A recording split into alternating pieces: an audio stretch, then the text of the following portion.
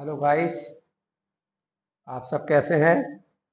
आज का टॉपिक काफ़ी महत्वपूर्ण रहेगा, जिसमें आज का हमने टॉपिक जो चैप्टर लिया है सामाजिक संरचना। सामाजिक संरचना का हमने टॉपिक लिया है और काफ़ी महत्वपूर्ण चैप्टर है आपका सामाजिक संरचना। इसके बारे में थोड़ा सा जान लेते हैं सामाजिक संरचना क्या है। देखिए, समाजशास्त्र में जो हार्वर्ड स्पेंसर थे, इन्होंने सर्वप्रथम संरचना के साथ प्रकार का प्रयोग भी किया था। और रेडक्लिफ ब्राउन प्रथम व्यक्ति थे जिन्होंने 1910 में इमाम दुर्कीम के समाजशास्त्र पर व्याख्या भी की थी। बात कर लेते हैं यानी कि सामाजिक संरचना क्या है। देखिए, सामाजिक संरचना में किन लोगों ने भूमिका निभाई थी उनको हम बतला रहे हैं। आपके नाडेल है, कार्ल मैनीम है, मार्टन है, पार्सन्स है, जॉनसन, गिन्सबर्ग, मैकाइवर तथा लेवी स्टोन ने संरचना का व्यापक अर्थों में प्रयोग किया था। अब देखिए, सामाजिक संरचना क्या है। सामाजिक संरचना का मुख्य उद्देश्य जैसे हमारे शरीर है, हमारे शरीर के हाथ है, पाँव है, आंख है, नाक है आदि से मिलकर बना है, वैसे ही हमारे सामाजिक संरचना के विभिन्न भाग हैं। अब विभिन्न भागों के बारे में जान लेते हैं और ये टॉपिक काफी महत्वपूर्ण रहेगा। और मुझे ये समझ में नहीं आ रहा गाइस, क्या बोलूं आपसे कि हमारे जो सब्सक्राइबर और बढ़ने के बजाय कम होते चले जा रहे हैं। क्या करें बताइए आप, हमें कमेंट में जरूर बताएं। सब्सक्राइबर बहुत डाउन होते चले जा रहे हैं, आपको समझ में नहीं आ रहा। चलिए देखिए, आपके बताइए हमें जरूर कमेंट करके कि समझ में नहीं आ रहा है या टॉपिक अच्छा नहीं लग रहा है या हमारा समझाने का तरीका अच्छा नहीं है। आप हमें जरूर बताएं। सामाजिक, देखिए आज का जो टॉपिक लिया है काफी महत्वपूर्ण है और ये सामाजिक संरचना के बारे में जान लेते हैं। सामाजिक संरचना के प्रकार क्या, देखिए किसने क्या कहा था। बहु सामाजिक संरचना के प्रकार निम्नलिखित हैं। मार्टन ने दो प्रकार बताए थे, प्रकट संरचना और अप्रकट संरचना। रेडक्लिफ ब्राउन तथा दुर्खीम ने भी दो प्रकार बताए थे, वास्तविक संरचना और सामान्य संरचना। और पीटर बिलाउ ने दो प्रकार बतलाए थे। देखिए, पीटर बिलाउ ने भी सामाजिक संरचना के दो प्रकार बताए, औपचारिक संरचना और अनौपचारिक संरचना। कार्ल मार्क्स ने दो प्रकार बतलाए थे, आधो संरचना और आधी संरचना। आपने चैप्टर पढ़ा है सामाजिक संरचना के बारे में, सुना भी होगा, पढ़ा भी होगा आपने, यूजीनेट हो चाहे आपका पीजीटी परीक्षा हो। जॉनसन ने सामाजिक संरचना के दो प्रकार बताए थे, प्रकारात्मक उप प्रणाली जिसे अमूर्त होता है, संरचनात्मक उप प्रणाली इसको हम मूर्त होता है। चलिए नेक्स्ट जान लेते हैं कुछ, अब कुछ महत्वपूर्ण तथ्य जान लेते हैं इनके सामाजिक संरचना के। देखिए, इवंस प्रिचर्ड तथा रेमंड फर्थ ने रेडक्लिफ ब्राउन की संरचना की आलोचना की थी। पूछ लेता है कि आलोचना रेडक्लिफ ब्राउन की आलोचना किसने की थी, तो इवन प्रिचर्ड तथा रेमंड फर्थ ने। ब्राउन ने सामाजिक संरचना के अध्ययन के लिए ऑस्ट्रेलिया और अफ्रीका जनजाति समाज का अध्ययन किया था। ब्राउन, मार्टन, अल्थुजर ने संरचना के प्रकारात्मक पक्ष का अध्ययन किया। नाडेल ने भी सामाजिक संरचना की भूमिका को बताया है और मार्टन की संरचना प्रयोगवादी कही जाती है। आर के मार्टन ने भी सामाजिक संरचना को एक गतिशील निरंतरता माना है। ब्रिटेन एवं अमेरिका ने भी संरचना को संबंधों के रूप में परिभाषित किया गया, तो फ्रांस में भाषा की संरचना एवं मस्तिष्क के क्रियाकलापों से जोड़ा गया है, तो वहीं एशिया में आदि एवं इत्यादि की भी तरह प्रयोग किया गया था। अगर हम लेवी स्ट्रैंस के अनुसार बात कर लेते हैं कि संरचना का अनुभाविकता से लेन देन नहीं है, भाषा, मिथक, नातेदारी, विवाह, अंग सामाजिक संरचना का कार्य है। डेनियल बेल ने वर्ग संरचना के संदर्भ में अक्षीय सिद्धांत का प्रतिपादन किया था और इन्होंने कहा कि जो भी तकनीक पेशे में सर्वोच्चम स्थान पर होते हैं वह केंद्र बिंदु होते हैं। संरचना, परिस्थिति और संगठन भूमिका ब्राउन है। देखिए, जो संरचना हमारी परिस्थिति और संगठन भूमिका ब्राउन है।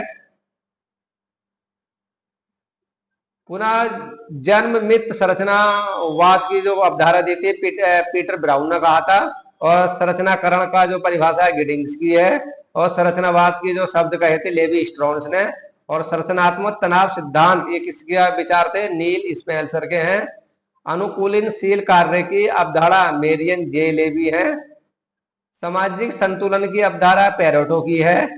और दुर्खिम तथा गिन्सबर्ग ने संरचना और प्रकार के बीच घनिष्ठ संबंध माना था। हम बात कर लेते हैं लुईस डूमा ने जाति को स्त्रीकरण का संरचनात्मक सिद्धांत प्रस्तुत किया है। और रेडक्लिफ ब्राउन तथा नाडेल के अनुसार संरचना में स्थायी तथा निरंतरता दोनों होती है। अब ब्राउन कहते हैं कि ब्राउन संरचना में व्यक्ति तथा व्यक्ति के बीच होने वाले सभी संबंधों को शामिल करते हैं, ब्राउन ने कहा है। तो ये आपके संरचना की स्ट्रक्चर परिभाषा है। इस टाइप से अभी और भी जानेंगे कुछ। अब इसमें अभी हम आप हमें जरूर बताएं, अगर समझ में नहीं आ रहा तो बताइए, हमें क्या करें। हमारे सब्सक्राइबर कम होते चले जा रहे हैं, बढ़ नहीं रहे, हमें गाइस जरूर बताएं आप लोग। चलिए थोड़ा सा बात कर लेते हैं कि टॉपिक रहेगा आपका सामाजिक संरचना के प्रकार हो गया हमारा, यानी कि परिस्थिति एवं भूमिका क्या है। परिस्थिति एवं भूमिका, तो देखिए परिस्थिति भूमिका की इसकी परिभाषा देख लेते हैं। सेकंड एवं लेखमैन ने क्या कहा है।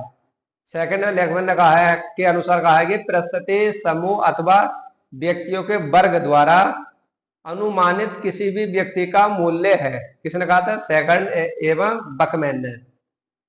आर्गवन एवं निमकोफ की परिभाषा जान लेते हैं। इन्होंने कहा था कि परिस्थिति किसी भी भूमिका अथवा भूमिकाओं के संकलन का समूह द्वारा निर्दिष्ट क्रमबद्ध पद है। मैकाइवर जान लेते हैं। मैकाइवर क्या कहते हैं। मैकाइवर के अनुसार परिस्थिति वह सामाजिक पद है जो इसके कर्ता के मान सम्मान एवं प्रभाव उसके व्यक्तित्व गुणों अथवा सामाजिक सेवाओं से अलग को निर्धारित करती है।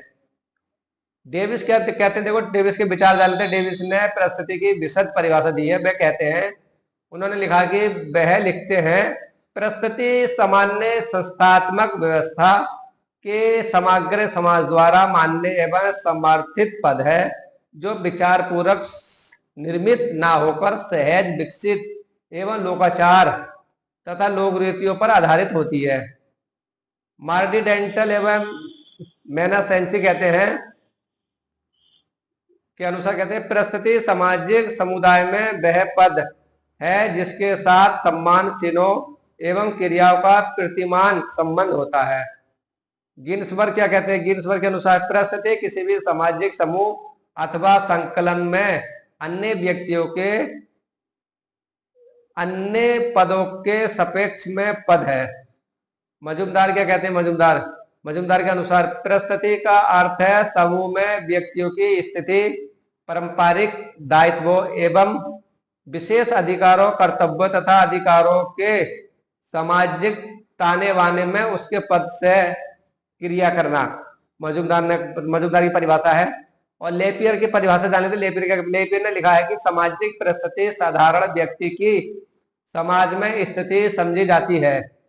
किम्बल यंग देख लेते। किम्बल यंग क्या कहते हैं। इन्होंने लिखा है कि प्रत्येक समाज और प्रत्येक समूह में प्रत्येक सदस्य के कुछ कार्य या क्रियाएं जिनसे वह संबंध और जो व्यक्ति या प्रतिष्ठा की कुछ मात्रा अपने साथ ले चलती हैं, इस प्रतिष्ठा या शक्ति को हम उसकी स्थिति को संकेत करते हैं। किम्बल की परिभाषा। लिंटन ने देख लेते। लिंटन की परिभाषा जान लेते हैं। विशेष व्यवस्था में वह पद जिसमें कोई व्यक्ति किसी विशेष समय में प्राप्त करता है उस व्यवस्था के अनुसार उसकी परिस्थिति की ओर संकेत करता है। इस टाइप के आपको प्रश्न देखने मिलते हैं फ्रेंड्स। आप जान लेते हैं कि परिस्थिति की विशेषता क्या है। देखिए परिस्थिति विशेषता निम्नलिखित है। परिस्थिति सापेक्ष होती है, अर्थात हमेशा दूसरों के संदर्भ में होती है। और परिस्थितियां समाज की आवश्यकताओं का परिणाम है। परिस्थिति के साथ प्रतिष्ठा जुड़ी है, अर्थात कोई परिस्थिति बिना प्रतिष्ठा के नहीं होती, इसलिए प्रतिष्ठा को परिस्थिति से अलग नहीं देखा जा सकता। परिस्थिति तथा भूमिका को अलग नहीं किया जा सकता, अर्थात जहां जहां परिस्थिति है वहां वहां भूमिका है।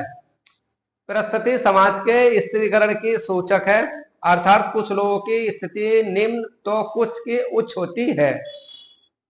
अब देखिए परिस्थिति के प्रकार जान लेते हैं। परिस्थिति के प्रकार क्या है। परिस्थिति के प्रदत्त परिस्थिति आपने पढ़ा भी होगा।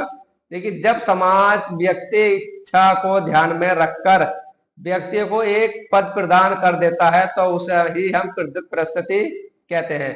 इसमें व्यक्ति का कोई भी महत्व नहीं होता, प्रदत्त परिस्थिति प्राप्त करने के लिए निम्नलिखित आधार हैं: लिंग का भेद और आयु भेद और नातेदारी, आपकी जन्म, शारीरिक विशेषताएं, जीवित प्रजाति। अब आर्जित परिस्थिति देख लेते हैं। आर्जित परिस्थिति क्या कहती है?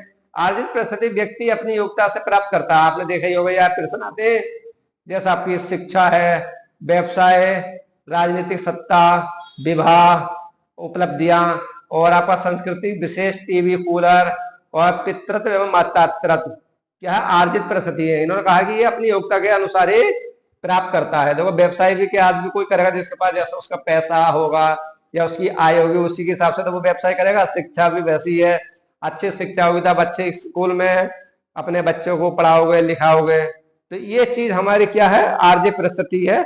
अब थोड़ा काल्पनिक परिस्थिति के बारे में जान लेते हैं। काल्पनिक परिस्थिति क्या होती है? देखिए, काल्पनिक परिस्थिति व्यक्ति की कल्पना पर आधारित होती है, अर्थात अपनी इच्छा अनुसार काल्पनिक रूप से प्राप्त की जा सकती है। जैसा सिंधी तथा गोस्वामी ने इस दो भागों में वर्गीकृत किया है। एक तो विशिष्ट परिस्थिति जैसे डॉक्टर और इंजीनियरिंग, सामान्य परिस्थिति जैसे पिता और पुत्र। अब फेयर के अनुसार, फेयर क्या कहते हैं? देखिए, फेयर के अनुसार प्रदत्त परिस्थिति और उससे संबंधित कार्यों में सामान्य नहीं होता, जबकि आर्जित परिस्थिति में वह दोनों में सामान्य होता है। तो गाइस, ये आज का जो टॉपिक है काफी महत्वपूर्ण रहा होगा। और जो आज का टॉपिक हमने सामाजिक संरचना के बारे में लिया था, इसी के बारे में कल और आगे नेक्स्ट पे एनालाइज डिस्कस करेंगे आप लोगों के साथ। और आप लोग देखिए अधिक से अधिक सब्सक्राइब करो। अब जो भी हमें प्रॉब्लम है हमें जरूर बताएं, क्योंकि कई कई मन तो ये करता है कि भाई क्या करें, किसी के थोड़े से सब्सक्राइबर कम होते चले जा रहे हैं, बढ़ नहीं रहे, हमारा टॉपिक समझ में नहीं आ रहा, हमें जरूर बताएं। शर्माने की कोई जरूरत नहीं है। अब परिस्थिति व सामाजिक प्रतिष्ठा में भेद क्या है और इसके महत्वपूर्ण अवधारणाएं क्या है, इसके बारे में कल एनालाइज करेंगे। फिर इसके जो ऑब्जेक्टिव प्रश्न रहेंगे वो कराएंगे हम आपको। ओके गाइस, परिस्थिति क्या है, भूमिका क्या है, भूमिका की अवधारणाएं क्या है, भूमिका संज्ञान क्या है, भूमिका व्यक्तिगत क्या है, भूमिका आवश्यकता क्या है, इस टाइप से आपको प्रश्न देखने को मिलेंगे। तो सब हम एक टॉपिक आपको कराएंगे। भूमिका की संरचना क्या है, भूमिका की बोध क्या है। काफी अच्छा चैप्टर है ये आपका सामाजिक, जैसे परिस्थिति क्रम क्या, भूमिका संघर्ष क्या, भूमिका पुंज क्या और परिस्थिति पुंज क्या है, इसके बारे में आपने पढ़ा होगा। काफी ठीक ठाक है। और आप नए हो तो हमारे यूट्यूब चैनल को सब्सक्राइब कर लो, क्योंकि हमारा जो फिक्स टारगेट है यूजीसी नेट और पीजीटी है बायोलॉजी, यानी कि सोशोलॉजी, समाजशास्त्र। ओके गाइस, चलिए, थैंक यू।